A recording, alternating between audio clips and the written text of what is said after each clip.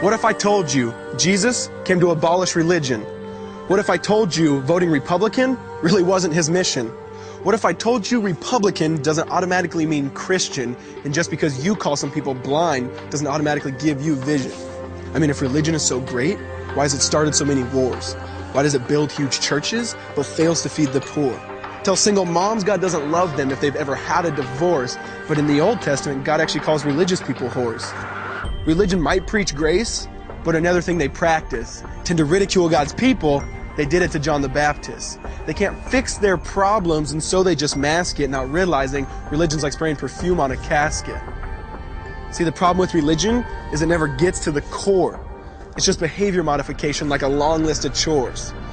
Like, let's dress up the outside, make it look nice and neat. But it's funny, that's what they used to do to mummies while the corpse rots underneath. Now, I ain't judging. I'm just saying, quit putting on a fake look. Because there's a problem if people only know that you're a Christian by your Facebook. I mean, in every other aspect of life, you know that logic's unworthy. It's like saying you play for the Lakers just because you bought a jersey. See, this was me too, but no one seemed to be on to me. Acting like a church kid while addicted to pornography. See, on Sunday I'd go to church, but Saturday getting faded, acting if I was simply created to just have sex and get wasted. See, I spent my whole life building this facade of neatness, but now that I know Jesus, I boast in my weakness. Because if grace is water, then the church should be an ocean. It's not a museum for good people, it's a hospital for the broken. Which means I don't have to hide my failure, I don't have to hide my sin. Because it doesn't depend on me, it depends on Him.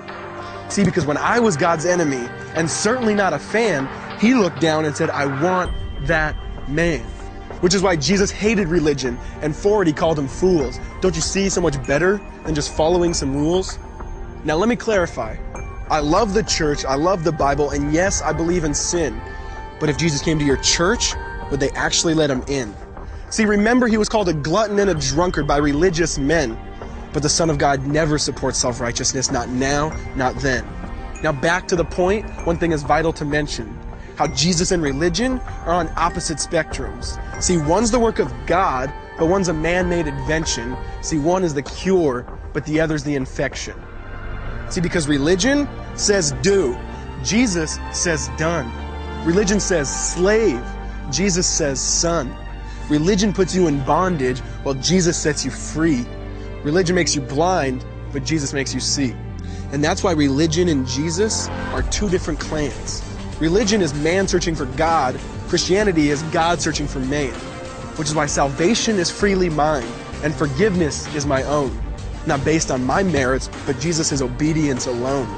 Because He took the crown of thorns and the blood dripped down His face. He took what we all deserved. I guess that's why you call it grace. And while being murdered, He yelled, Father, forgive them. They know not what they do. Because when He was dangling on that cross, He was thinking of you. And He absorbed all your sin, and He buried it in the tomb, which is why I'm kneeling at the cross saying, come on, there's room. So for religion, no, I hate it. In fact, I literally resent it. Because when Jesus said, it is finished, I believe He meant it.